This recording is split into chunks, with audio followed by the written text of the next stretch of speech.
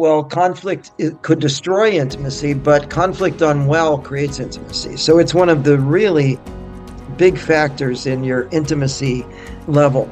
I say that almost every conflict, whether it's in an organization, a relationship, a family, between countries, is about the unconscious use of rank and power. So much of why couples break up is they can't resolve those issues of rank and power. And as a sex therapist, wow. I mean, you know, if you read the books, you think most sexual difficulties are people get bored or this body part doesn't work or this and that. But so much of what's really problems in the bedroom is around rank and power.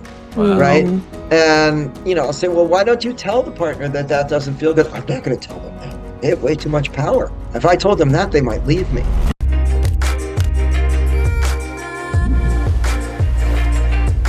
Welcome back to the Medicine Podcast. My name is Mimi. You guys know me. You know who's next to me, my love, my king, my warrior, all of the things, my best friend and business partner.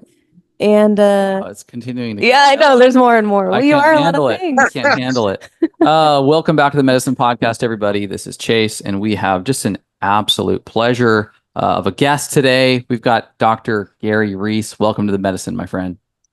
Thank you. So good to meet you. And it's fun to see the way you celebrate each other. We do. We live our life in celebration. Honestly, like you probably don't know much about us or our story or anything, but No. Our listeners know, obviously, they've heard this story many times, but Chase and I were childhood, high school sweethearts. We were together for a very long time and got married quite young, around 24 years old, and didn't have tools for effective, productive, respectful communication. And you, Right. above, anyone else, you know how important that is. It's Right. communication is everything. And that was just one piece of it, but a big piece of it. So we were married for 3 years and actually separated and divorced in our late 20s. And then, never thought we were going to see each other again, went our separate ways. We both kind of embarked on this very intense, potent self-development path individually, and really kind of peeling away layers of ourselves and unlearning a lot of things, and of course, relearning a lot of other things. And 3 years after our divorce, we organically met up and just fell back in love as these newer, more balanced versions of the kids that fell in love when we were in high school. And it was a very quick, 6 months, and I was moving into his San Diego condo.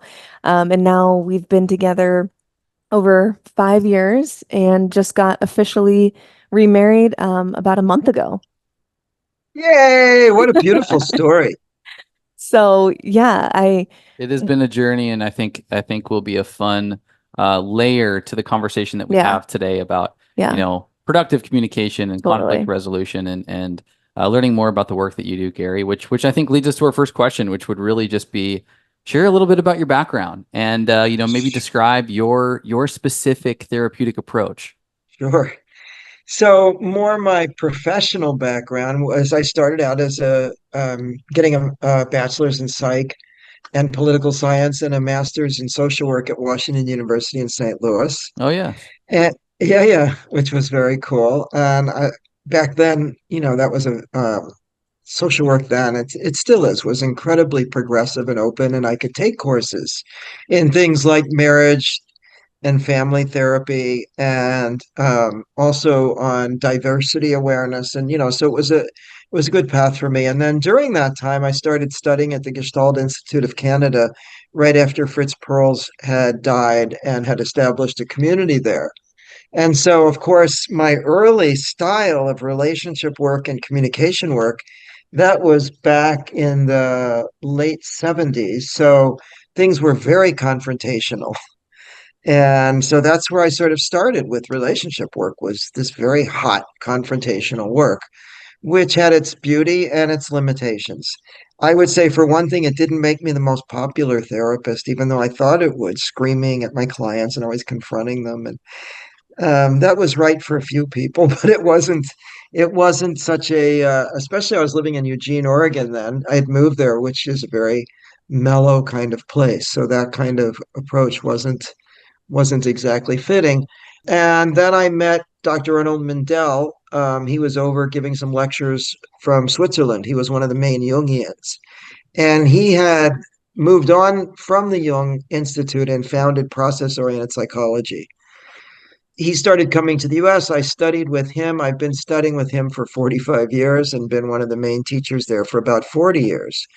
And actually, our mutual friend Jason, that's how he met me, was being a teacher of process-oriented psychology. And so there you got a European degree back then. It was called becoming a diplomate in process-oriented psychology. It was sort of like a PhD. So I started doing process work, which is, and we'll talk a lot about that today, but it's a very different kind. It's much more relationship oriented. Gestalt was more like I do my thing, you do your thing. Process work is all about relationship and feedback, connection. So then about 50, I went back and got my doctorate because I started writing books. I've written now about 14 of them. Wow. And yeah, yeah. And I knew that having a PhD was important for writing, and so I got a doctorate at a Union Institute University in Cincinnati. I got a doctorate in process-oriented psychology and conflict resolution. It was an interdisciplinary study, and in terms of more formal training, I've done a lot of systems training, a lot of family therapy training. I've also trained because I felt it was limited, even in process work. I've studied more Western tantric approaches as they can help couples. And I think another big part of that sort of professional integration is I've been an Aikido practitioner for about 18 years. And so I integrate a lot of Aikido. My wife is always saying, go do more Aikido because of what it's done for our relationship. Can you clarify? Because you're saying a keto, but I think some people hear keto, like the way of the diet. Aikido is a gentle martial art. It was founded by O-sensei Morihei Ueshiba from Japan, and he founded this art in hopes of creating world peace, which is an amazing idea about a martial art. And he would also say that although it's very, very powerful protection, but he would also say that if you hurt someone when you're doing Aikido, you failed in the art. And so it's a martial art based on relationship and connection. So we can talk more about that. And then on a more personal level, we started before the recording talking about I live in Oregon part-time in the country near Eugene on a organic little farm with some goats and some horses awesome. And now more and more live on the big island of Hawaii, on a little organic avocado farm there.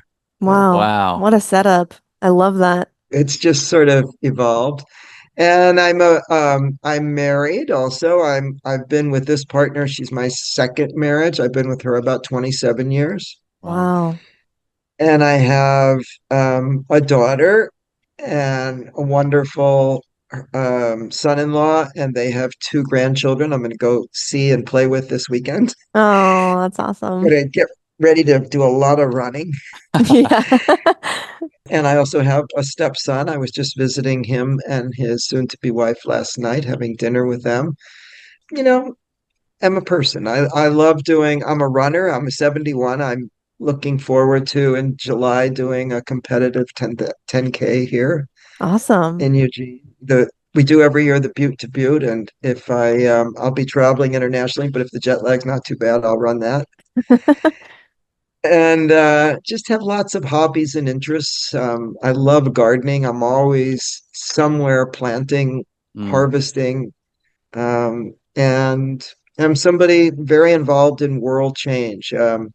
Next week, we'll be heading to Nairobi, to Kenya, to do something on world change there. And then I'll be doing world change stuff in southern England, and then in northern England, and then in southern Oregon, and just, kind of doing that thing.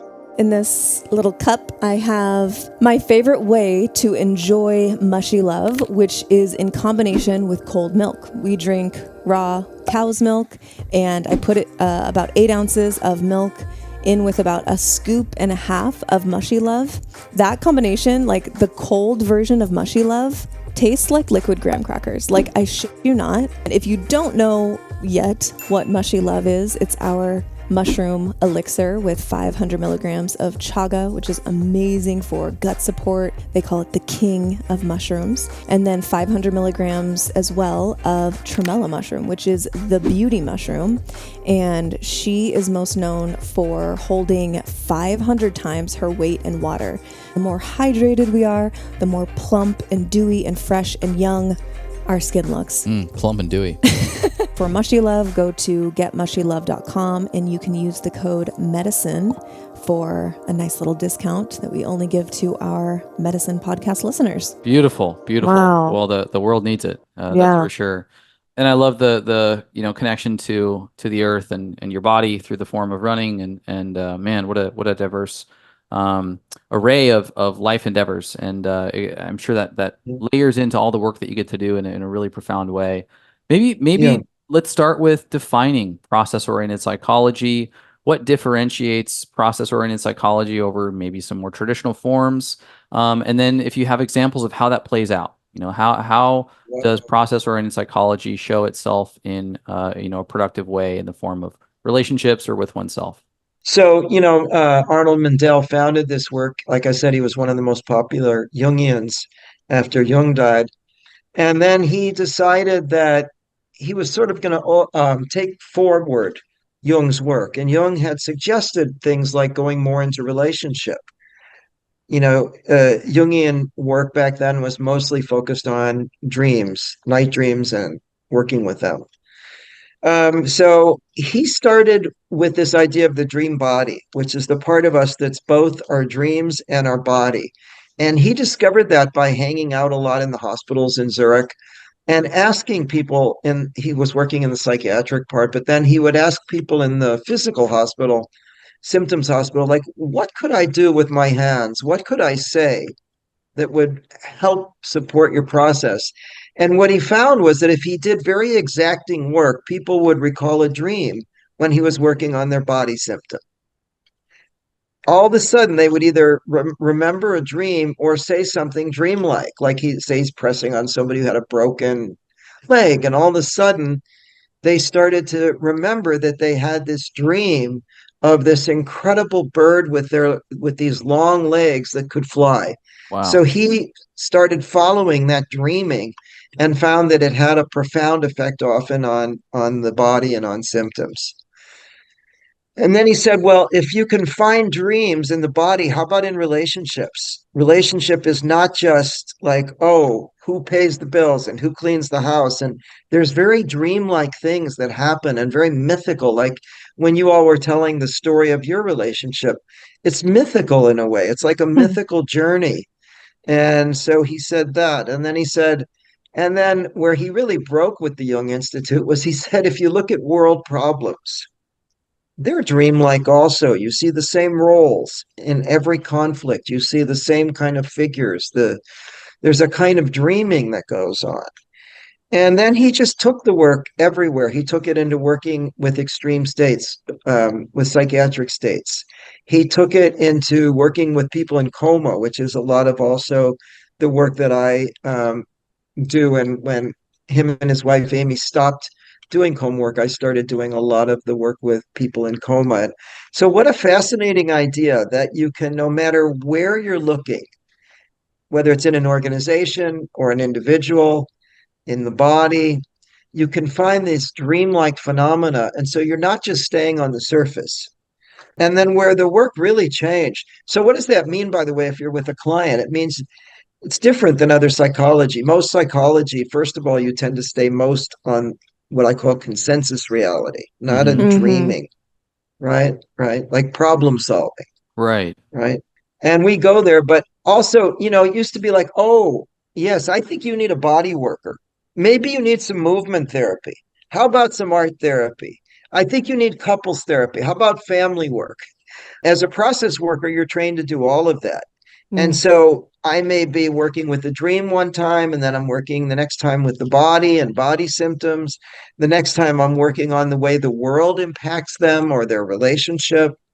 Next time we're doing some movement work. So when you talk about a lot of methods say they're holistic, but they mostly just talk, Mm-hmm. right? But also say we're working on trauma because so much of relationship is based on what happens isn't about two people, it's about the trauma they carry. You can talk all you want to the brain around trauma, but if you don't know how to go in the body, you're not going to really clear the trauma. So it's a very holistic approach, and I use it everywhere. It's not just a way of doing therapy. It's a life. It's a way of living. Mm. Right. It's Right. it's a Interesting. right. It's like bringing awareness to everything. When I used to walk around the city, like in Portland, with Arnold Mindell, he's doing process work everywhere. Suddenly there's some homeless people and he's doing some process work. And then we're in a restaurant and there's some process work at the table. And then he notices some signals when he pays the owner of the restaurant. He's suddenly talking to them about their process. I remember once he said to this restaurant owner, "It looks like you're not really into this work, right?" And then they had this huge discussion about how the owner was like ready for this new phase in life. And so it's a way of living more consciously and more in relationship, right? Yeah, Yeah. I'm hearing it's a way of relating. You said the word dream probably, 15 times in there. Dreams and dreaming. I want to just define that because when we think of dreams, some of us might think of, a vision for yourself in the future, the dream of my life, like a Or goal. Some people might think of actually like laying your head down at night and sleeping, that kind of dreaming. So when you say dream, maybe it's both, maybe it's one or the other. Can you define like what you mean in dreaming? it's a great question. In fact, Arnie Mendel says that process work started with that. He was with one of the famous Jungians as his analyst, and she asked him a dream, and he said, "Why do you need to ask me a dream? Can't you see the dream in the moment in my body?" And so what we're talking about is night dreams for sure. And there's some very helpful things about asking about night dreams. Particularly, we're interested in especially your childhood dream, which is the first big dream you remember in your life. Jung said, and then we've really, as process workers, gone very far with that idea that that's like a big patterning dream for your relationships, your health, and stuff like that. But then, for example, Mendel wrote a book called 24-Hour Dreaming. And what he meant by that is all the things you're talking about, right? Like my daydreams, my dreams about what I want to do in life, but also this idea that we're always dreaming a part of us, right? And one of the ways we work with that in process work is by using double signals. And that's an important term because it's one of the big things we do with relationship work. So the double signal is the thing that is incongruent while I'm communicating. Like if I'm saying, this is a really common one. People come in the office and they'll say, Gary, I don't know why my partner says this. I'm just not angry. Okay. Do you understand that? I'm not angry. Now I'm exaggerating, As they're but gritting their teeth. well, and I'm not angry. Okay. I don't know why they think I'm so angry. And but I've had mysteries like that. I remember working with the very high up person. I work with a lot of organizational development work, and I'll talk a little bit about that program I'm running for that now and for relationship work. But I had one person say that. He said, I keep getting feedback as the vice president of this huge corporation that people are afraid of me and I'm so angry. And they had no idea of where that was in their signals. And so what we're saying is in that signal is what you're dreaming and what you've dreamt about last night, what you'll be dreaming about tonight. It's right here now. You don't have to go to sleep. And so one of the ways you can predict what you're going to dream, and this is fun about relationship work, is if you notice little feelings that you push away during the day, those feelings go to the movie producer at night. And the movie Mm. producer is going to make you a movie I about love those that. feelings that you pushed aside. So let's Yeah. say you're just a Wow. little bit hurt in relationship or something like that. And then your movie producer makes a big scene of somebody really being hurt. The dreams often amplify, right? Or let's say you're a little bit angry. or something comes up you don't have time to feel about. Like my wife was helping me think about this podcast, and she asked me some really interesting questions about boundaries that brought up a lot of feelings in me. But it's late at night, we're trying to go to sleep, and I'm rushing through it.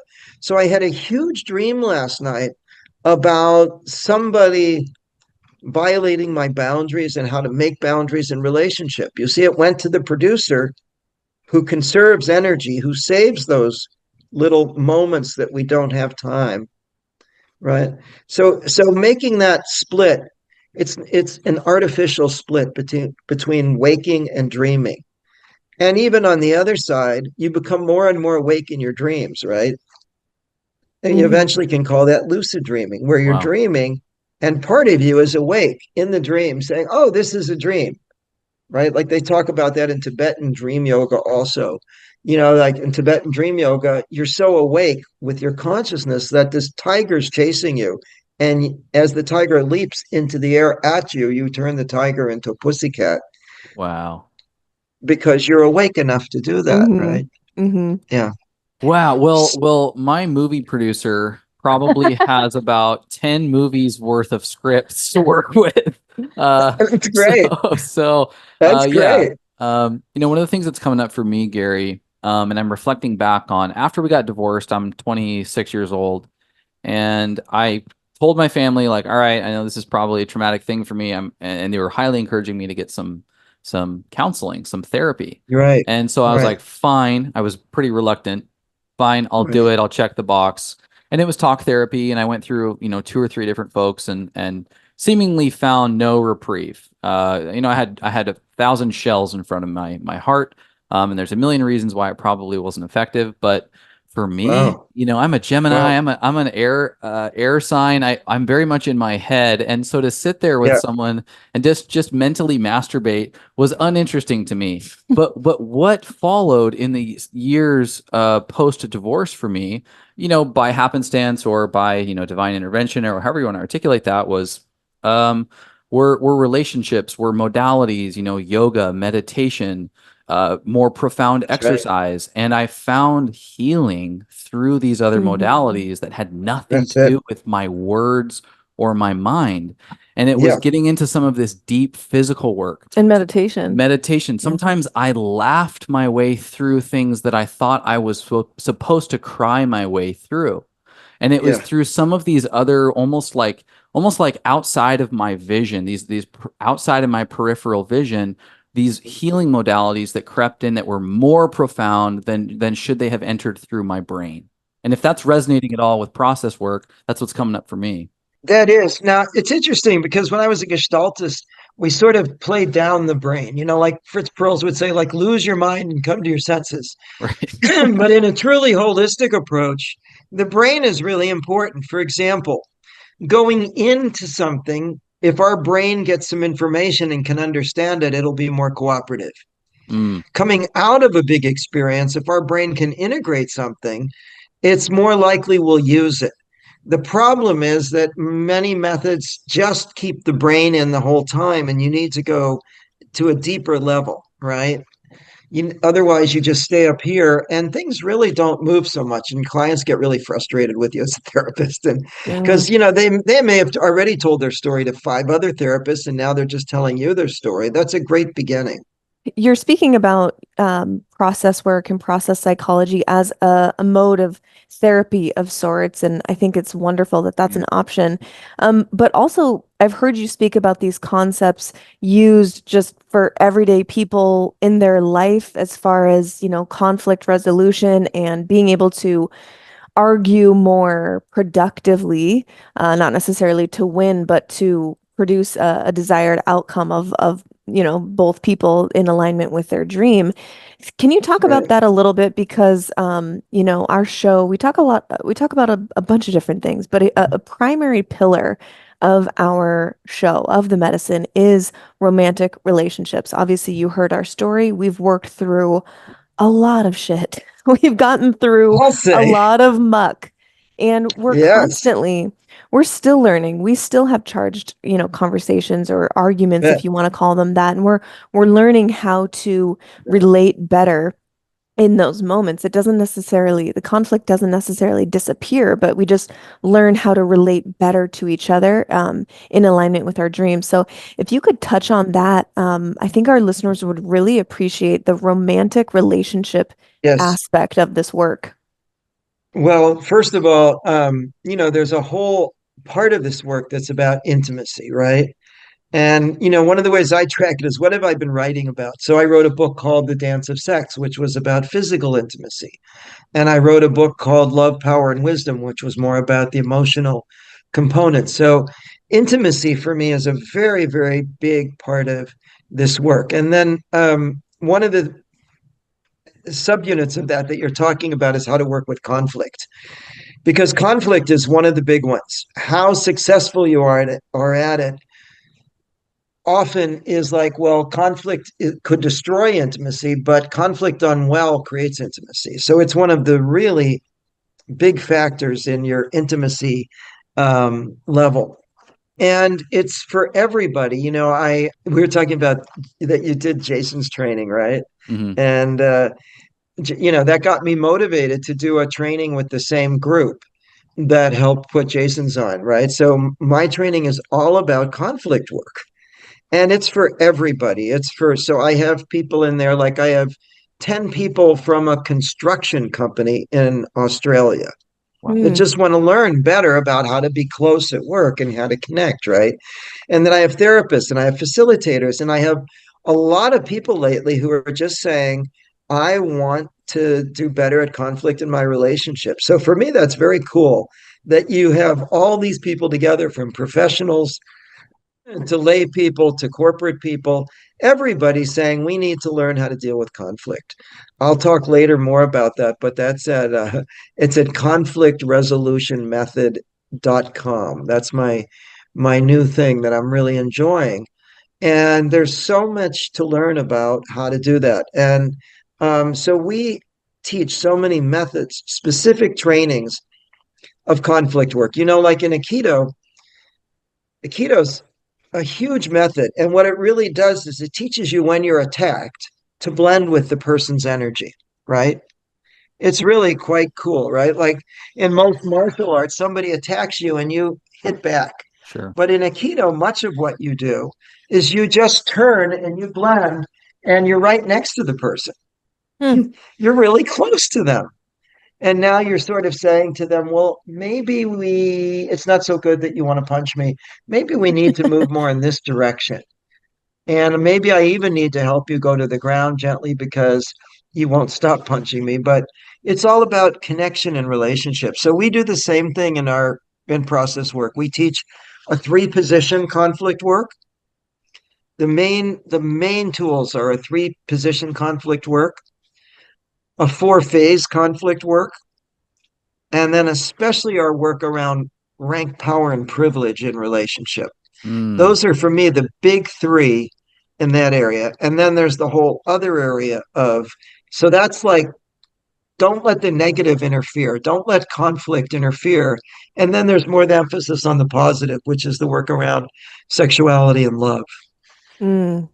Incredible. Amazing. Yeah, that's quite the spread. Yeah, I would love to pick, a couple chords to pull on there, from what you outlined. Sure. And I think one of those, you mentioned what power dynamic Rank and rank and and some of these privilege. other aspects. Maybe we can either start with that one or end with that one. But if we can pull on that a little bit, what does that look like? I assume these are characteristics that are somewhat innate in many relationships, and it's a matter of navigating through them, becoming conscious of them. But what does that look like? That's a great question. So I say that almost every conflict, whether it's in an organization, a relationship, a family, between countries, is about the unconscious use of rank and power. Mm. And so what we talk about is there's 4 main sources of rank. One is social rank. That is like, are you part of the dominant class, dominant race, dominant gender, dominant sexual orientation, dominant valued health, dominant, what's your money status like, your education status? Those kind of things are more like, these are the mainstream values and how much do you carry that? And then there's structural rank, like what's your formal position? And then there's psychological rank, like how much Did you have like a happy childhood and come with that, or did you have access to therapy? Can you stay centered in the middle of things and stuff like that? And then there's spiritual rank. And spiritual rank comes both from learning in life and through suffering and through having a spiritual practice. So it's a strange concept in process work that you would think, wow, that's great to have rank. But actually, what we're saying is the more rank you have, the less consciousness you tend to have of that rank. Mm. Why? Let's go back. I'm thinking of Aikido and martial arts. Let's say I'm not, actually a small man, but let's say I'm a man that's, martial artist and I'm 6'6" and I'm a white guy and I'm walking down the street in Eugene. How conscious do I need to be in my rank? Not very. Okay. But let's say I'm a person of color and I'm walking down certain areas in Eugene and whatever. I'm conscious of my rank all the time. I'm conscious of my Mm. identity and how that impacts me and how it may put me at risk. And so the idea is not to get rid of your rank because that doesn't work. So that's what most people try to do, right? Like let's say Right. two people are in a relationship, one comes in with a lot of money and the other doesn't have any money. So that's a rank difference. So a normal thing is the one who has money, like instead drives an old car, dresses funky, tries to act in the relationship like there's no difference. That just doesn't work, right? Right. I remember once we were at a conference at one of our trainings, in a multinational conference in a group of about 15 people. And many people are from countries where, they came on scholarship. They're trying to figure out like how can I really afford a hotel or food or whatever. And there's one woman who comes in and she tries to dress down, except she's got all these diamonds on and whatever, but she's got like torn jeans or whatever. And she was so incongruent. And so she's trying to act like she has no rank. And you could tell people just couldn't. There was so much fight against her. And she asked me what to do. And I said, own your rank, own your economic rank. So she came back and I said, and then use it for the benefit of everybody. So she comes back to the group and she said, I want you to know I'm a very wealthy woman. And I realize there are many people here from India, from Africa, from countries where, some people have a lot of money, but a lot of you are here on scholarship and this and that. She said, I just want to say that if anybody needs any help financially, I'm glad to help you. If you need some help with money for dinner, with your hotel, let's just say her popularity went from the bottom of the group, it rose very quickly. Wow. And so if you can do that in relationship, you don't hide your rank.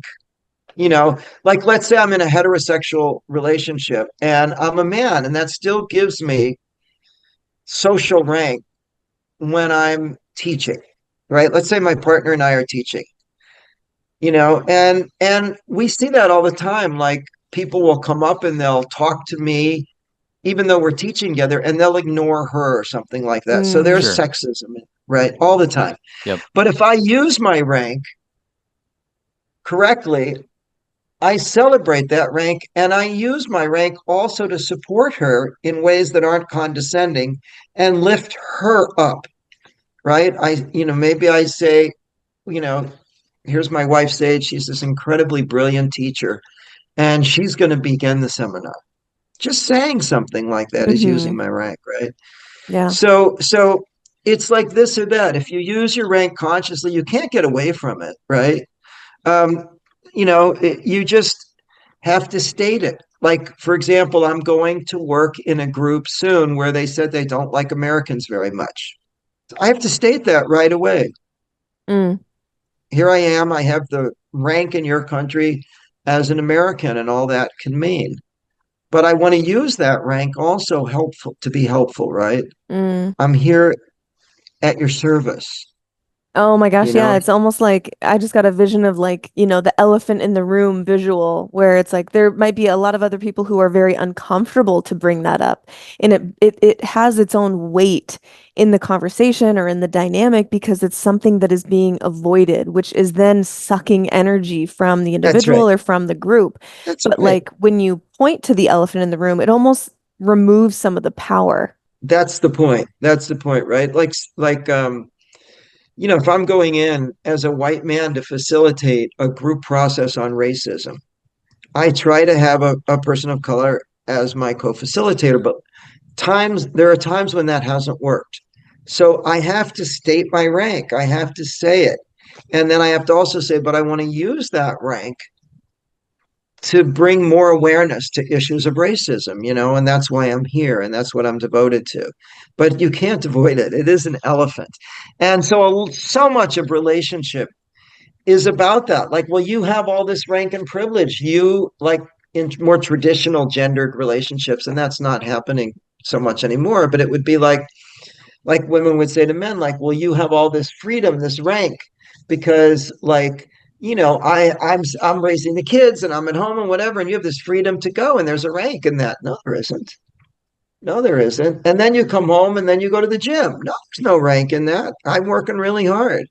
So if you own your rank, yeah, there's a lot of rank in that. I can understand that.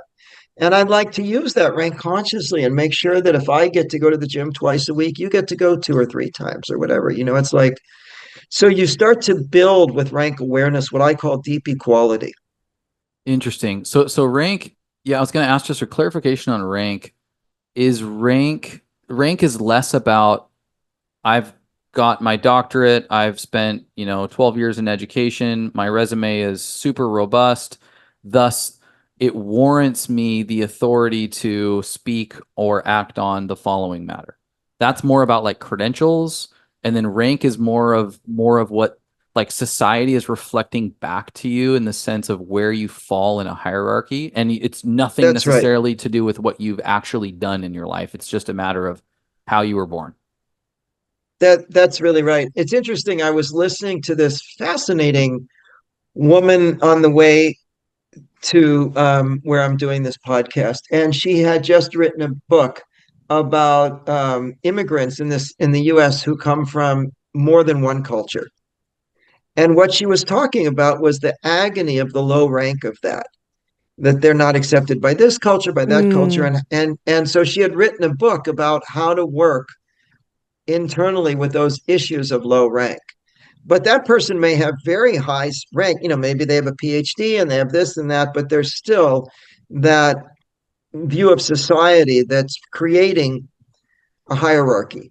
And also, rank is contextual. One of the stories I would always tell is like, I would be teaching up at the Process Work Center of Portland, and I was one of the founders there. So if I told a joke, people would laugh, and I'd walk in, and everybody'd be like, "Oh, hello, Gary, how are you?"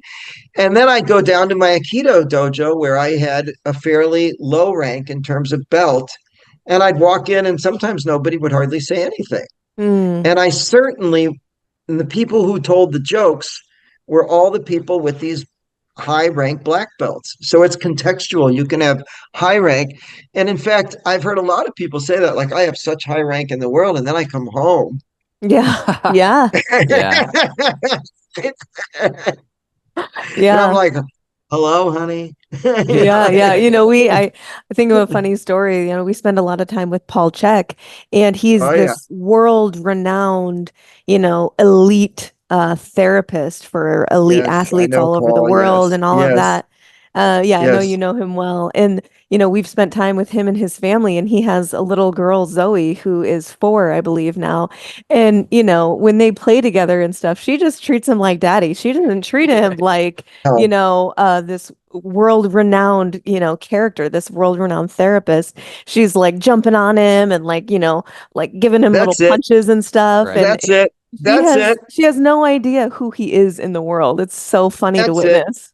That's it. And it switches, and you have to be able to switch. Like, I would just get off this Zoom thing and I'm like facilitating in the Ukraine around the war and this and that. And everybody's like, oh my God, that's so amazing work. And I get off the phone and I walk into the kitchen and my wife is like, are you kidding me? Like, you left the kitchen like this? I'm like, oh, and so there's that momentary, you have to be able to shift, because suddenly she has like kitchen rank, you know what I mean? She's so good. It's so natural for her to keep that kitchen perfect. And I really have to work at that. So, moment by moment, rank shifts, right? Can you flow with that? But it has a lot to do with the success. So much of why couples break up is they can't resolve those issues of rank and power. Mm. Yeah. And and when you can talk about that openly, you can even talk about that like with teenagers, right? Like one of the most amazing family sessions I remember was this teenage daughter was giving her parents unbelievable trouble. Mm. And the dad comes in at the family therapy and he's like, you know what? I have a lot of power here. What's your power? I said, I can take away your cell phone, your car, I can ground you. And his teenage daughter looks at him and she said, go ahead and do it. She said, but I can make your life absolute hell. Oh my God. That's And I, terrifying. right? And he looked like, don't do that. And she mentioned a few of the things she could do. And so, I framed that. I said, look at, you're both very, very powerful people. And you both really love each other, and you can both really threaten and irritate each other. Now, what are we going to do with that reality? Now, it's a different discussion. Rank is conscious. And they both said, yeah, yeah, no, you can really impact, well, you can really impact me. We better work it out, like, Right. Mm-hmm. we better stop just trying to trigger each other all the time. This isn't going to work. Mm-hmm. So you make things conscious and then you make peace. That's the point. Yeah. Mm-hmm. Yeah, I think of that's such a great reminder, just bringing awareness, turning the light on in the little closets that exist in our individual lives and then in the life of the relationship, of course. And I've heard you Yes. speak about I don't know if you use this word, but sort of like roles or agreements in Oh, relationship, yes. and that Oh, yeah. Yeah. oftentimes these agreements are implicit rather than explicit. And that can cause a lot of problem in relationship. Can you speak to that a little bit? Oh, you're playing the right music for me. It's a really, I love that stuff. Yeah, so I just had one last thing about rank and power too. So as a sex therapist, wow. I mean, if you read the books, you think most sexual difficulties are people get bored or this body part doesn't work or this and that. But so much of what's really problems in the bedroom is around rank and power, right? Wow. Mm-hmm. And I'll say, well, why don't you tell the partner that that doesn't feel good? I'm not going to tell them that. They have way too much power. If I told them that, they might leave me. So, Mm. one of the stories I tell about that is I was working with a couple and they had been married for 60 years. It's a heterosexual couple. And the guy says to the woman, I know we have some communication issues, sweetheart, but, at least that sex life of ours is just the best. And her face went like this. Oh no. And I said, Jeez. oh, that's what you call a signal. You don't look as thrilled as he does. And she said, well, you can't say in a marriage because the husband has a lot of power. You can't say that it's not wonderful. And I said, well, that's an edge. What if you did say it? And Mm-hmm. she said to him, I said, just be honest with him for one time in your life because what do you got to lose? I mean, he's not going to leave you after 60 years. And she said, okay, I'm going to be honest with you. I have never been able to stand how you touched me for 60 years. Wow. Wow. Wow. Isn't that sad? So It's because so of Very sad. sad. that rank and power difference, without me temporarily balancing the rank, she just suffered. So then she said, well, what do you mean? And she said, well, it's like being touched by a gorilla, Oh like, no. well, what should I do different? Well, don't just grab me and touch me. That's not really, I like this. And, the point is, once they address the rank issues and we can balance them, then people can communicate. Okay, now on to the next thing about roles. Roles, that just gets me so excited. You know why? Because we're taught as children that we're a role and we lose touch with who we are. Yep. Mm. So families assign roles. You're the smart one. You're Oh not my quite as God. smart. Yeah. Yeah. You're right. You're the healthy one. You're sick all the time. You're gonna be very successful. You have other directions. Everybody gets assigned their role.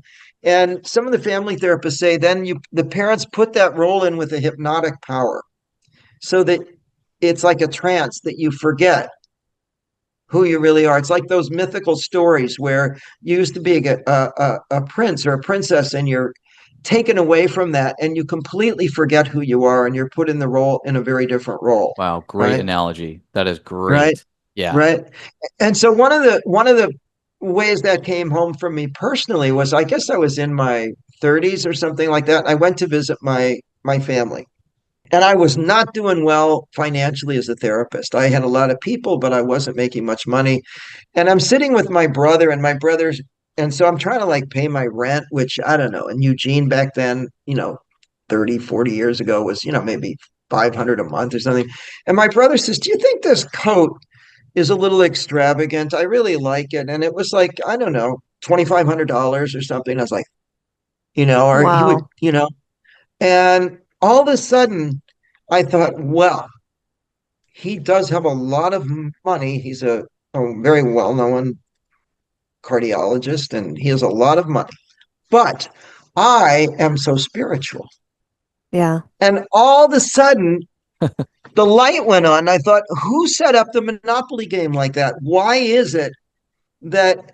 And so you see that even as children, we used to be driving and I'd be like meditating or whatever.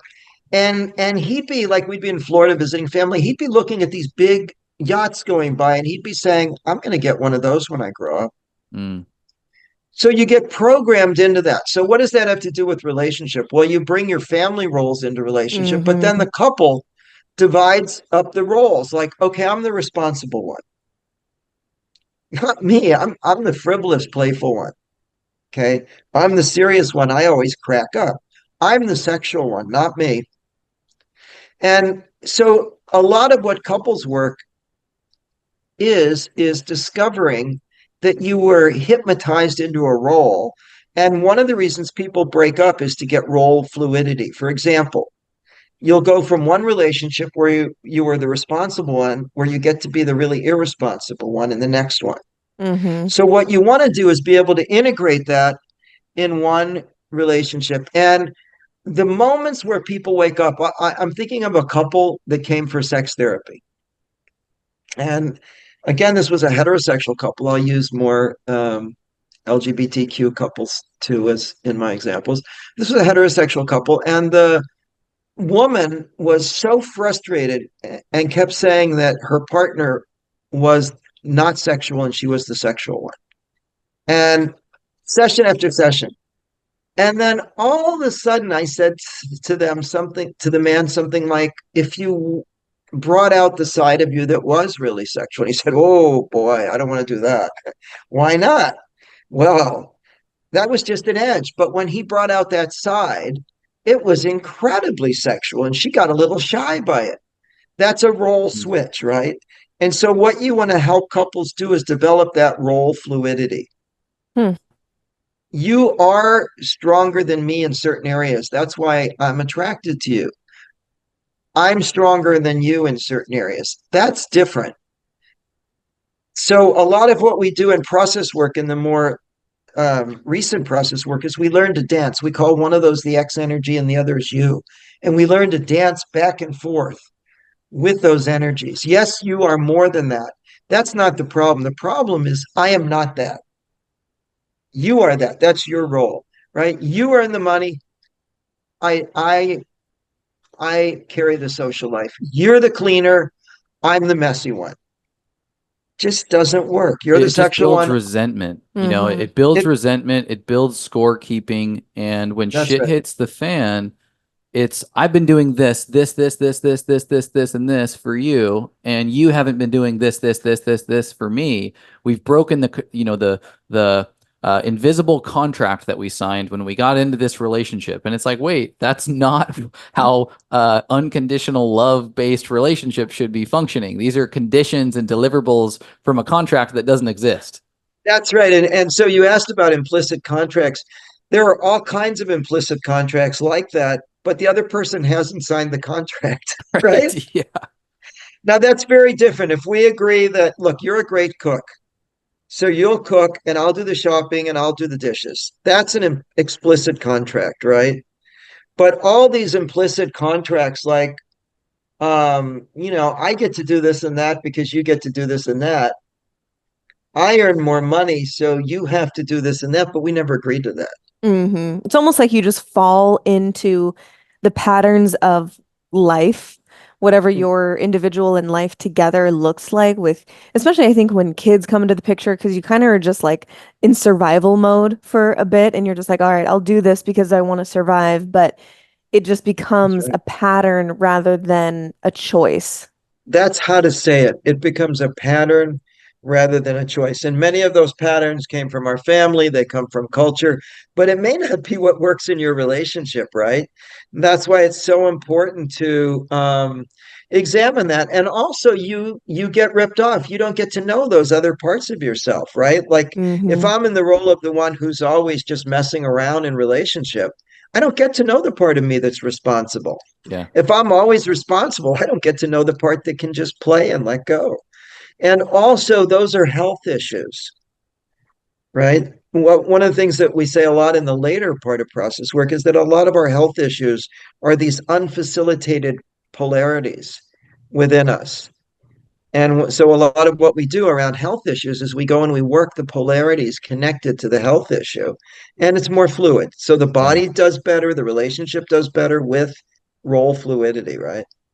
This seems Yeah. like this would really amplify and encourage empathy in the Oh, I relationship. mean, I'll speak from our experience, and I grew up in a very traditional gender role household. I mean, both my Yes. parents were entrepreneurs, but when it comes to like household responsibilities, it was, my father was the CEO of the business, and it was the high earner, and he took care of things like, home improvement projects and big purchases and things of that nature. And my Right. mom was definitely more like cook, clean, maintain the kid dynamic sports and Schedule. schedule and very traditional. And unconsciously, Right. as we got married way too young, I just stepped into that. When I turned into a husband, the husband hat came on. The buttons for There you husband that go. were programmed in me were all pressed.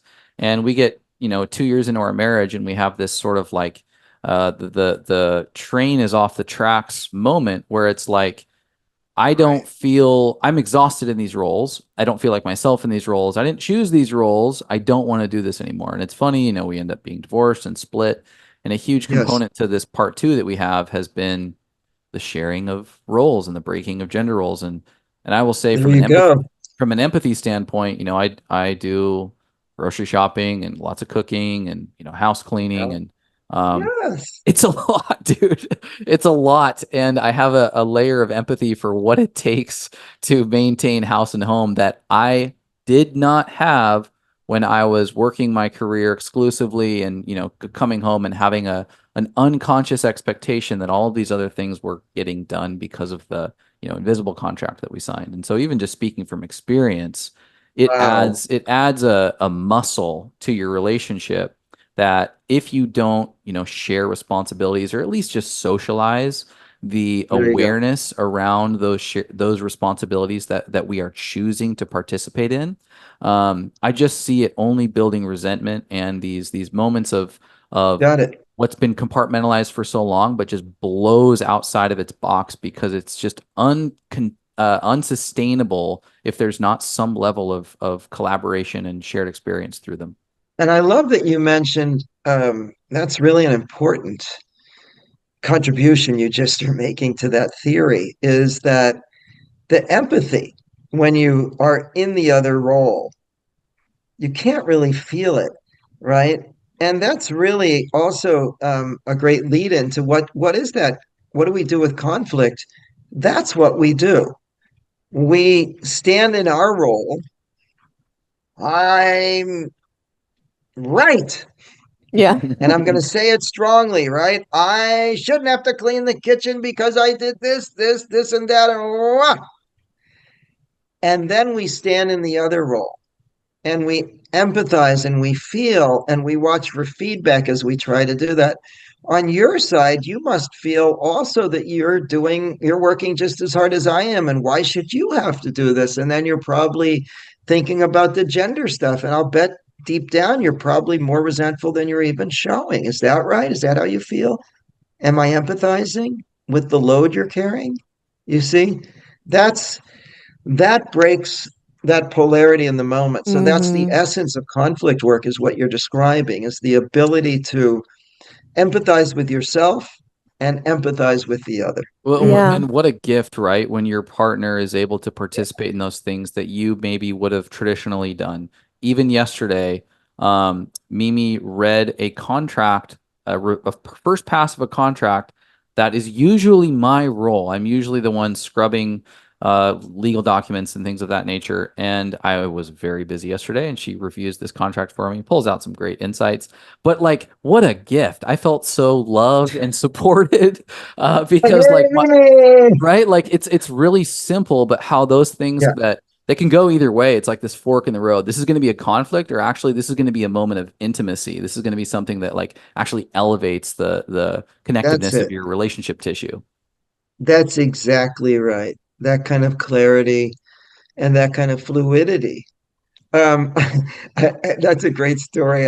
We just came back to Oregon, and so in our usual roles, we come back to Oregon together, and we haven't been in our house for a long time. And my wife is so much more sensitive to that, and she's cleaning like crazy and whatever. And it burns her out, and she's not so pleasant. So this time I come back, and I'm like, oh my God. And so I'm taking care of it, and then I got somebody to come help me clean, and she walks in and she's like, oh, you know, and so that sounds like a little thing. But you know what she said to me? She said, if I had had to come in and do this one more time, I wouldn't have been coming back to Oregon for a long time. You didn't Mm, know that I was at kind of a breaking point Mm. wow. in coming back to Oregon and having to deal with a house that, and take primary responsibility for that. And I said, let's change roles. I said, I'll be the point person for a while. Let me come back 3, 4 days before. I'll get the house just like you want it. She was like, yes. And so that moment, like you mentioned, where we could have gone into a huge conflict about that, she could have said to me, I don't want to come back to Oregon anymore. I was like, what do you mean? And instead, it's a moment of intimacy, right? Like, oh, thank you so much. Oh my God, I just love you for being willing to step in and take care of it. Mm-hmm. Yeah. Yeah. It's it's Wow. it's a make it or break it thing in relationship, the Yeah. ability to do that. Yeah, and none of this can happen without awareness, right? Like that's step one is turning on the light, speaking to something, deflating the elephant in the room. And it reminds me of the quote I'm sure you've heard by Jung. And I feel like applies, I'm reminding myself of this almost Mm-hmm. like monthly, this quote, which is until you make the unconscious conscious, it will direct your life and you will call it fate. And it makes me think of how many relationships have just withered away, have just dissolved. And it's just like, well, we just weren't meant to be together. Like our relationship is included in that group. And it was Yes. like, well, I guess I just, chose wrong when I was 16 and I fell in love with this person. And I guess I just was wrong. Right. But obviously, I wasn't. We got back together, and our relationship is more fulfilling and deep than I ever thought even possible because we were both willing to turn on the light, to set our pride aside, and to talk about some really hard things. And in the beginning, and then moving forward, like Yeah. not shying away from the hard or difficult or charged conversations. It's like, it's just a part of making the unconscious patterns conscious and not allowing them to direct your life in the dark. You said it. And let's talk a minute about some of what makes things unconscious in relationship, right? So we mentioned social issues. It's amazing because couples will come in all the time and they'll say, you can't believe it. This is only happening to us. And that's like the 10th couple I've heard say that in 2 weeks, Right. right? Right? Because we're all facing these same shifts in consciousness. So social issues impact us. I was just doing some training where the trainer said something like 80%, 90% of what happens in relationship doesn't have much to do with the relationship between social issues and the past baggage and trauma, personal and historical trauma. So that's by the way a place I go. Like I wrote a book called Healing History and Getting Off the Wheel. Those books are about not only personal, but how we carry unconsciously historical trauma and how our family trauma and their history as a people impacts our relationships. And so you've got all that baggage there. And but if you become conscious of that, it's a very different relationship. You know, Ram Dass, who was, such a popular guru for so many years for so many people. Ram Dass once said, if two people are walking down the street and they aren't seeing each other through the projections that come from their baggage, what you see then is two gods seeing each other, or two goddesses, or a god and a goddess. It's like the divine meets the divine when there's full consciousness in relationship. So, and also that's what more Tantra brings, also the sexual stuff. It's like, no, when I'm really clear and I'm really connected, then it's like divine meets divine. And you have a whole nother level of transcendence in a relationship. Not only are you not just problematic and you're okay, you're actually kind of flying together, right? Absolutely. Beautiful. Yeah. Yeah. Did you? Yeah, I wanted to lean in a little bit to how to properly set up a healthy conflict resolution session with your romantic partner. One of the questions we often get from guests is, okay, I'm starting to make my unconscious conscious through, maybe the medicine podcast or amazing books or maybe some direct, counseling or therapy, but my partner's not into it. They're maybe not as conscious as I am, or I'm a little bit further in the journey. How do I, without triggering them, set up the stage to have these types of productive healing conversations? And so I'm curious what you think about that and what you would say. That's great. Well, one thing is that couples usually have an edge dance. That is, that if I go someplace new, my partner is connected to me like through a thread, and that pulls them to go someplace new. But they may need help going there. We call that the edge. You get to the stuck point in your growth, right? So I really recommend couples have some support. You get a facilitator, you get a therapist, you have somebody, you have a guru, you have somebody who can help you, because the polarities can really get stuck. Number one.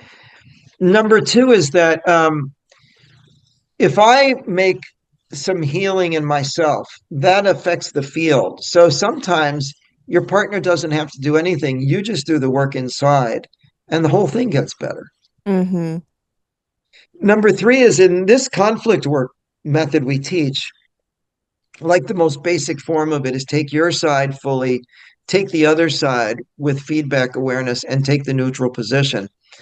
That method works if only one person can do it. It's better if both can. But I've done that on the street. I tell stories where literally a couple of times I've had people want to beat me up or even kill me. Wow. And I've used those methods. That person who wanted to kill me wasn't trained in process-oriented conflict resolution, but if you do it skillfully enough, you can move things. So it's better if both people are on the same boat, like the two of you are. But if not, one person can move it. Now, if that goes on forever, and one person is really working on their personal growth all the time, and the other person has no support or interest in that, not every couple's compatible. Sure. The gap can be so big that it's unbridgeable. But most of what we're doing as therapists or facilitators is, we know there's always a gap. There needs to be a gap for energy to flow between people.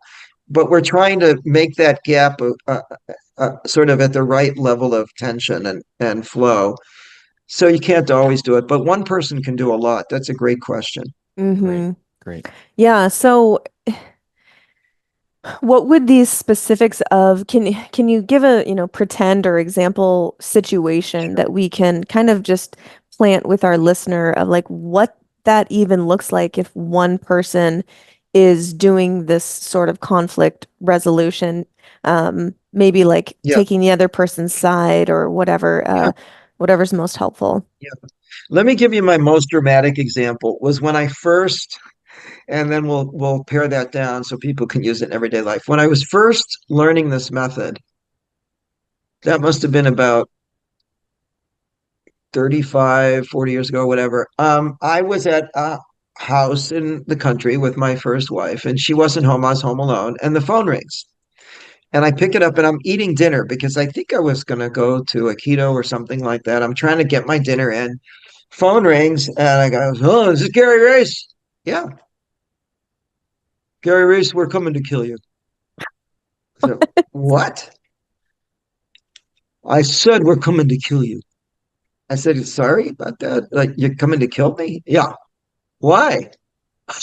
"You know why?" "I really don't." "Son, no, no, what?" I said, "What'd you say?" "I said the name of that bar where you beat up my brother in a drug deal. Your last name's Reiss, right?" I said, "Yeah." He said, "So I'm coming to kill you." And I said, "So I'm just being a normal person. I forgot that I had this new training, you know." So I said, "Well, I'll defend myself." He said, "Not with the weapons we're bringing." And I was looking around, what am I going to defend myself with? I think I had my little hand maul in there for my wood stove. And I said, "Well, I'll get to the police will get here." He said, "We're on our way and we know where the sheriff's office is. You have no time." And I said one more thing, and he was like, we're coming, man." And I thought, what am I going to do? The more I fight back, the more he threatens me. So I remembered this conflict work method.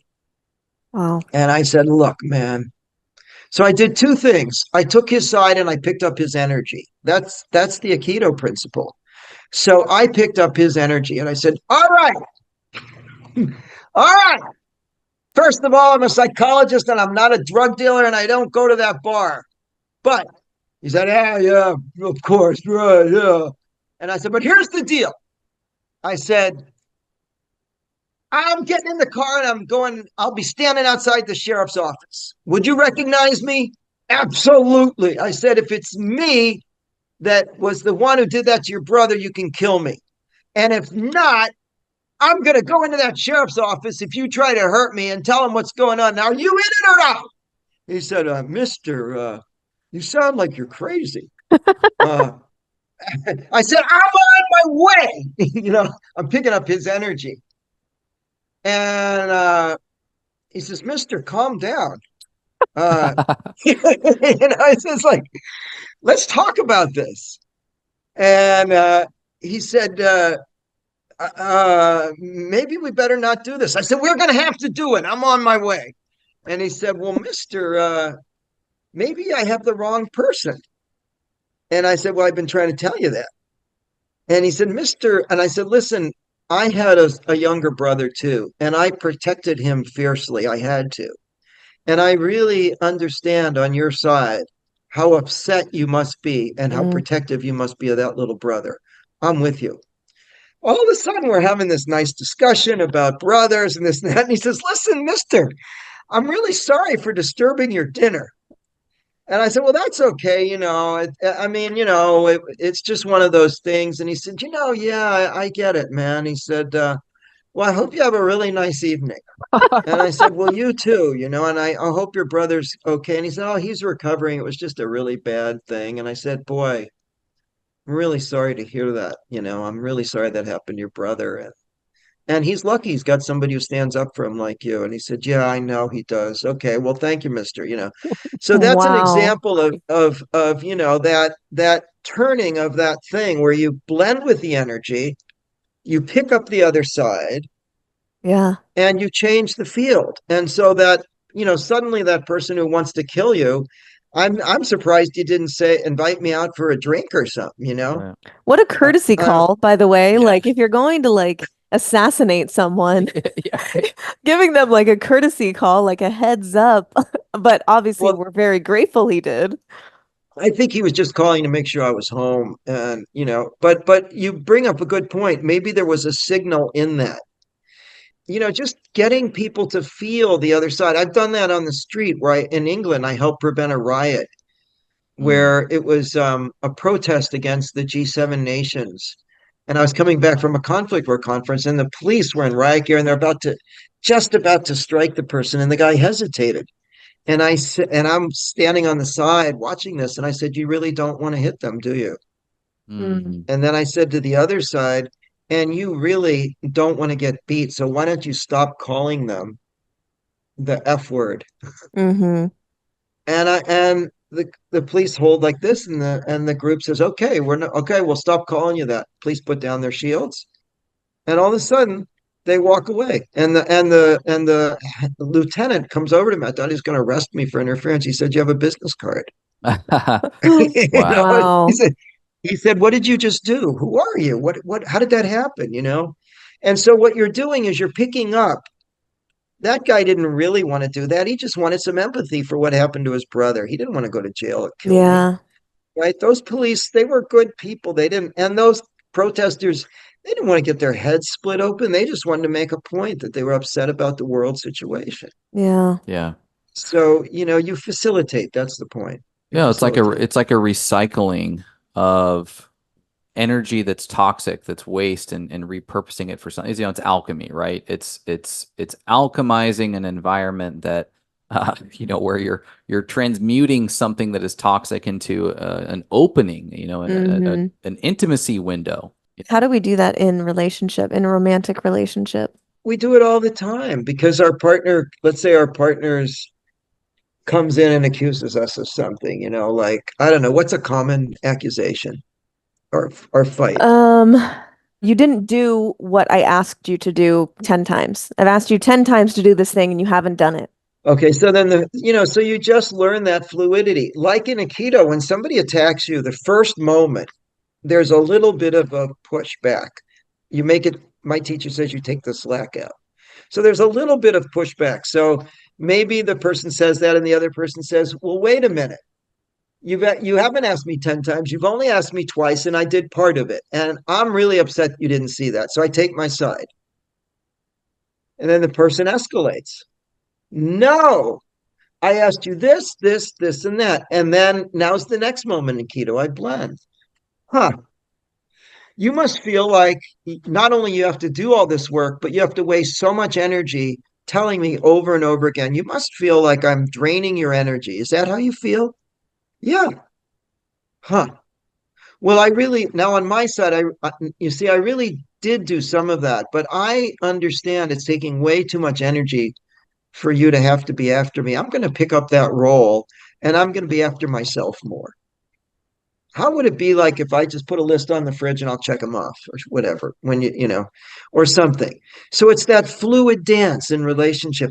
As you're calling it alchemy, I take what's rigidly fixed and I dance with it. That's why I say Aikido's a dance.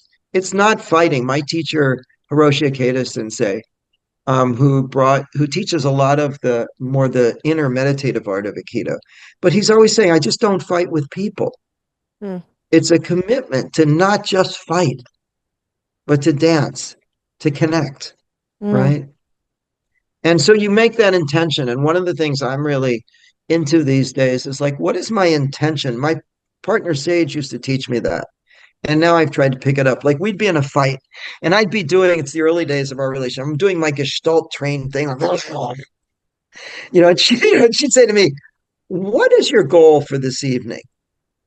"What do you mean, my goal?" "Yes, what are you hoping to accomplish through roaring like a lion?" "To get really close to you.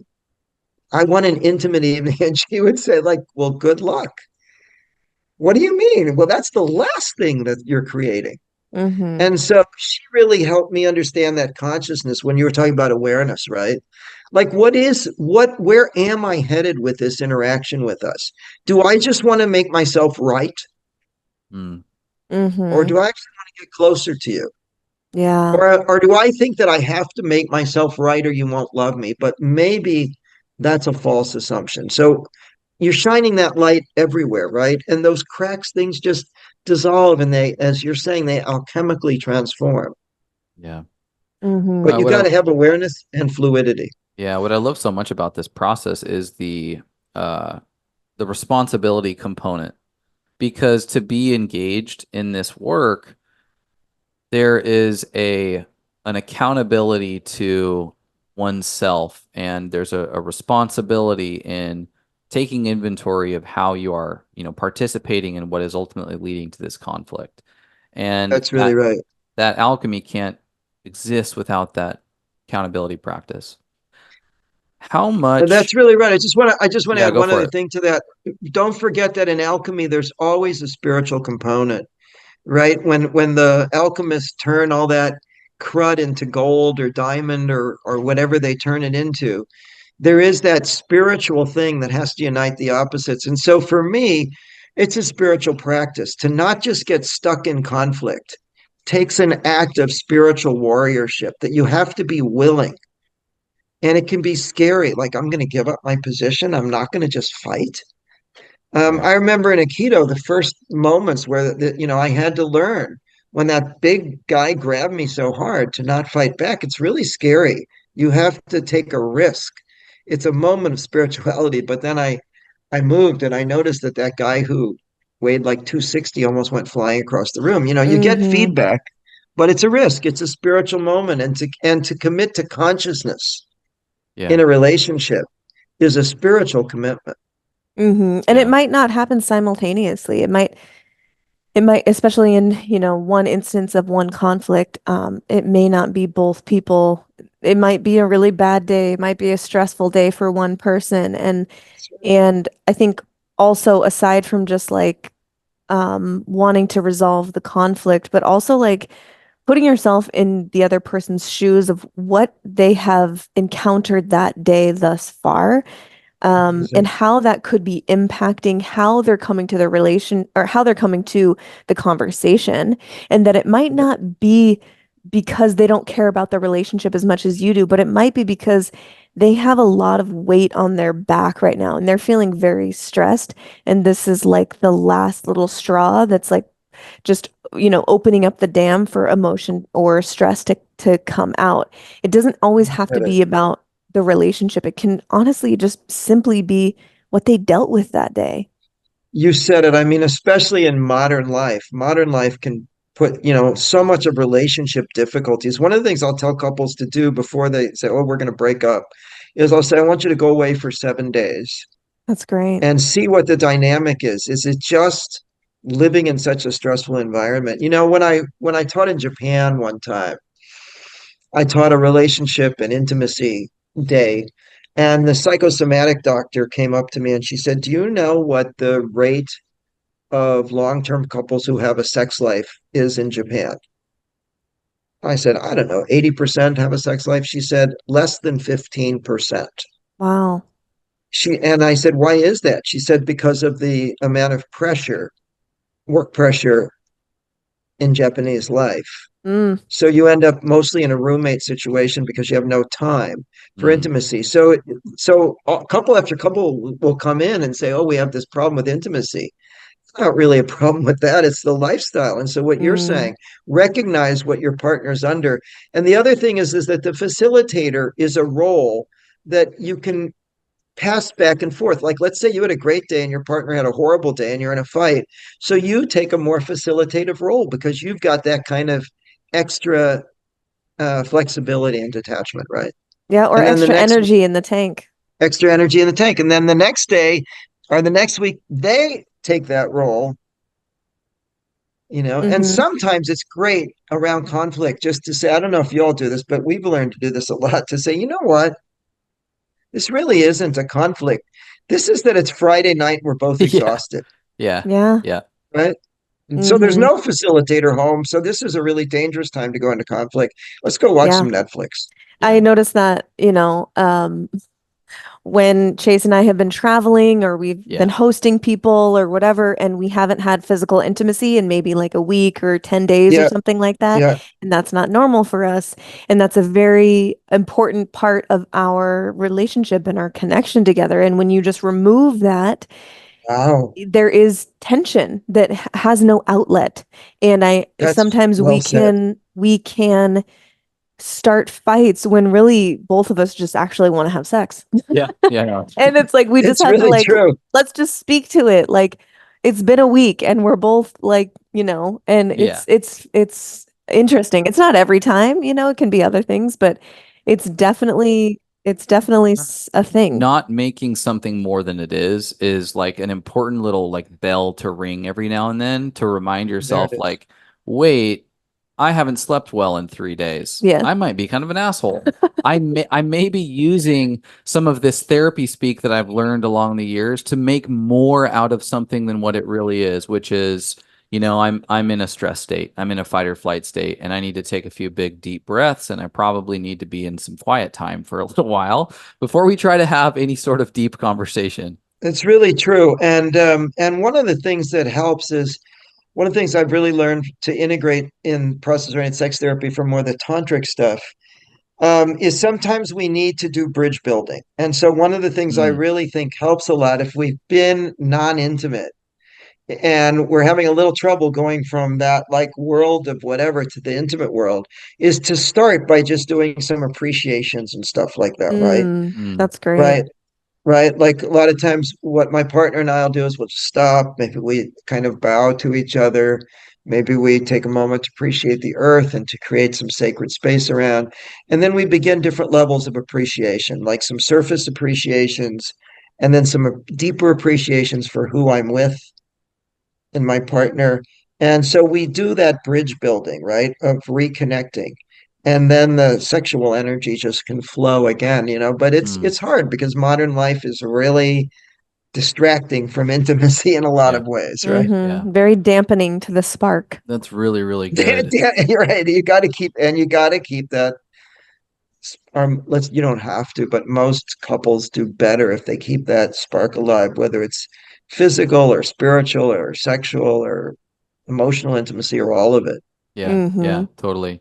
One of the things that Juicy. I wanted to ask, we're talking about, let's just go back to the analogy of, hey, you haven't been listening to me. I'm telling you, a list of 10 things that I'm genuinely requesting you do, and you haven't done them.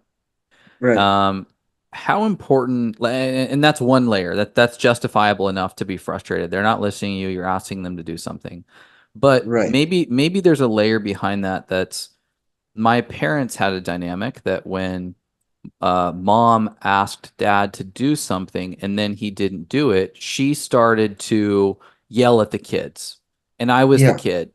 How Yeah. important is it in this work to drill down to that level to understand that your partner has a childhood wound around not being around a feminine or a mother or the feminine representative in the household not being listened to, and that it brings up a level of traumatic response, and this frustration is deeper than just you're not listening to me.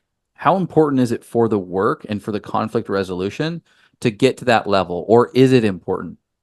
Well, it's interesting because you're asking me, and I'm one of the people who did a lot of the developing of trauma work in process work. And so Mm, my answer is different than maybe, someone else would ask. But for me, if it's in the way, it's very important. I give you an example. I was teaching a seminar, and this was a couple, and the woman was really upset with her partner, and she said to her partner, let's say in this case it's two women, and she said to her partner, "You're never with me. You're never really present." And the partner, looking up at the ceiling, said, "I don't know what you're talking about. I'm always present." And so I said, "Well, why don't you keep looking up at the ceiling?"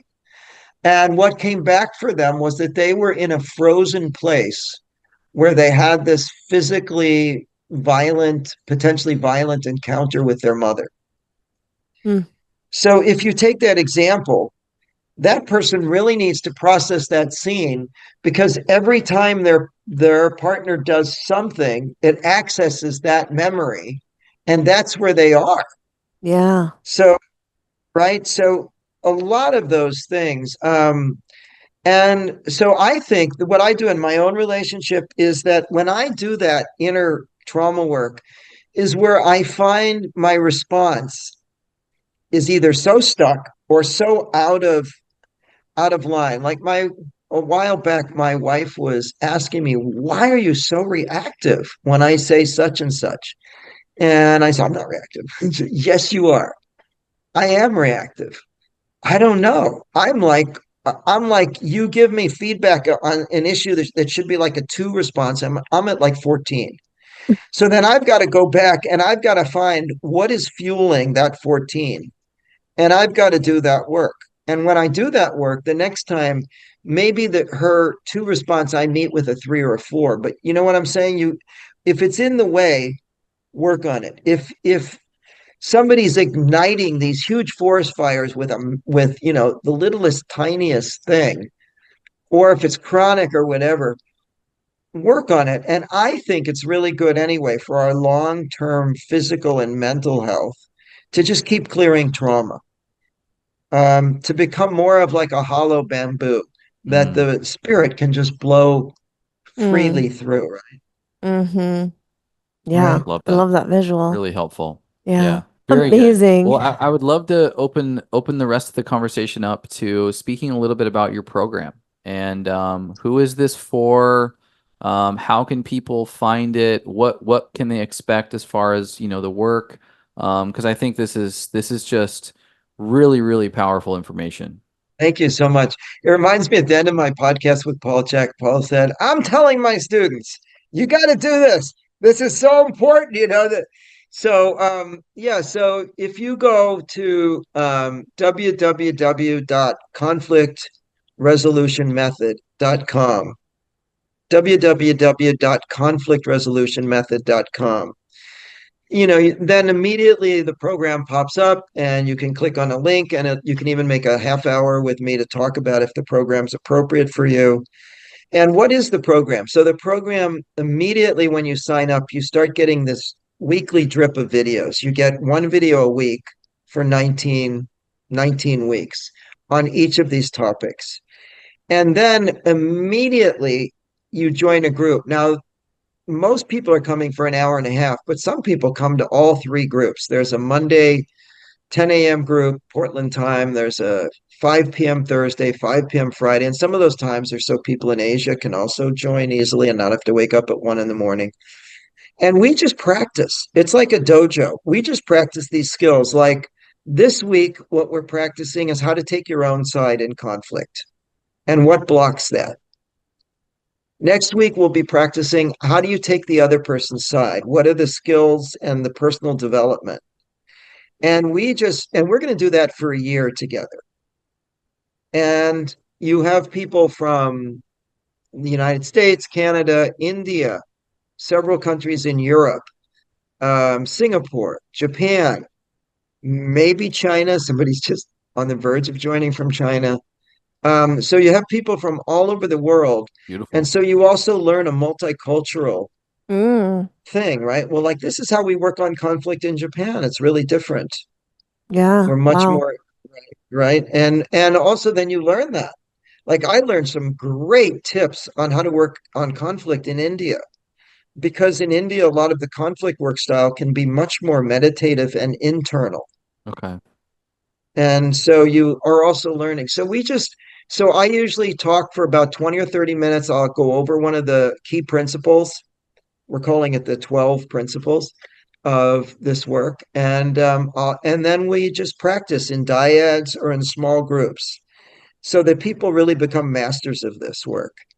And people come back afterwards in the debrief and they say, "Oh my God, like what have we done so far? We've like become aware. This is week 3. So we became aware of our signals and double signals in communication week 1. And you still get the recordings. You can join at any time. Week 2, we started working on what's our communication style that I'm unconscious of. How do I send and how do I receive? And where does that come from in me? Right? Week 3, how do I take my side in a conflict? Week 4, how do I take the other side? Week 5, how do I move fluidly between both sides in the neutral position? Week 6. And so every week, you just get another principle about how to work on relationship and conflict. And then we expand because if you can do this with one other person, then you can start facilitating between two. Maybe it's two family members or two of your friends, right? Or maybe it's professional. If you can do two, you can do a small group. Mm. If you can do a small group, you become a natural facilitator in any organization you're part of, right? Mm. Yeah. Maybe you even want to work. Maybe you want to do learn this. We give a certificate after a year and then there'll probably be an advanced year. But maybe you even want to do this more as work. You want to be able to be useful. It's interesting. Mendel, the founder of process work, said if there's the world needs a lot of things. He said, but one of the biggest thing it lacks is facilitation. Mm, I mean, I think, Wow. Yeah. globally, I don't know if it's 37 or 75, how many wars are going on at once and mm, what that does to the climate change and how many people are destroyed. So you join then that movement towards reducing the amount of unfacilitated yeah. conflict, right? And again, what we're saying is that conflict is everywhere. It's in your body, it's in your consciousness, it's between you and your loved ones, it's in your family, it's in every work group, every Yeah. organization, every yoga center, every dojo. So you become a real it takes you to a place of empowerment, like you can do something about it. So again, Hmm. it's www.conflictresolutionmethod.com, and we can work with people around the cost, especially different places in the world have different economic scales. But we want people to be able to get this training and then to be able to take it. One of the things I'm finding already is that people are calling their friends, Mm. right? Like all of a sudden in Singapore, I think it started with one person and now there's four. And they're Mm, calling their friends and they're calling their boss and say, you got to take this. And so mm. Wow. That's great. it's a growing movement because it's so needed, right? It's like water in a desert, kind of. Yeah. Hmm. Yeah. Seems like this would be a great option for couples, well, for anyone really, but for couples who keep bumping up against the same arguments and aren't getting anywhere. They know they love each other, but maybe talk therapy isn't for them. Like someone who feels like they need more directed help and like action orientation tools rather than just like talk therapy. You It got seems it. like it could be really beneficial for couples wanting to learn more productive communication in conflict. You got it. You got it. I mean, imagine that you're driving a car. Somebody gives you a car. They don't tell you how to turn on the motor. They don't tell you how to drive, whatever. And you're out driving. It's not going to go well. But most of us as couples, right? We've had no training in conflict resolution. We've had no training in, the steps that we take, like to create better physical intimacy, like the feedback loops we create and stuff. There's no training in it. So how are we supposed to navigate these tricky waters, or it's like going down white water in a canoe and nobody's ever taught you that. I mean, relationship, you have all these calm streams and suddenly you're in these huge rapids. Nobody's taught you how to go do it. So this is really training. I think a lot of what we blame ourselves for in relationship is simply that we weren't trained. And if you give people the tools and they use them, then they feel empowered, right? Yeah. I But Yeah. really, really it's do. really hard because it's really scary for a lot of couples. Like, I love you, my life is invested in you, and I have no idea how to make things better. Yep. In fact, if somebody doesn't wake me up, I'll probably just make things worse. I think that's one of the most painful parts of life is watching yourself sort of destroy what's most valuable to you. And so we break that. We said, wait a minute. Let's bring Yeah. awareness to it. Let's bring tools plus awareness. Things are going to change. And frankly, even when couples break up, like, I have to say, where I'm sitting because she has better internet in Oregon.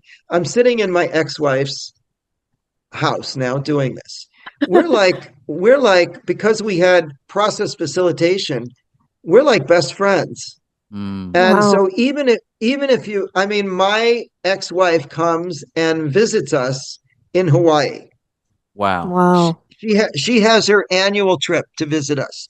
And my wife, my current wife, and her are like super close friends. And Amazing. and that's what process work does. It says, even if you have to split up and you love somebody, why not do that in an ecological way? And why not, yes, you may have to go through hard things and whatever, but why not do that in a way that preserves love? Why destroy love? You Mm, don't, I mean, thank God for, she would say, and I would say, thank goodness we don't live together anymore and all those things that weren't working. But but if you really have help processing, even if you're meant to come apart, you come apart in a way that's graceful. You come apart. I remember my teacher telling me, he said, well, you could really hammer this and hammer that. Why don't you value the relationship and be gentle and be more open? And so I did. And boy, it's really, so I've helped so many couples who even are coming apart to come apart gracefully. You're not always meant to stay together, but I still feel that these methods help a huge percentage of couples that would have to break up, not break up. That's And great. then if you're meant to break up, if that's what's nature saying, you've completed your work together, do it with grace, right? Yeah. Yeah. Do it. Yeah. Beautiful. We are so grateful that you are teaching people these tools because it's it's so needed in our world. Thank you for Thanks. sharing your wisdom with us and our listeners. I know Sure. all of this will definitely resonate, and I'm sure you'll have some inquiries into your program, of course.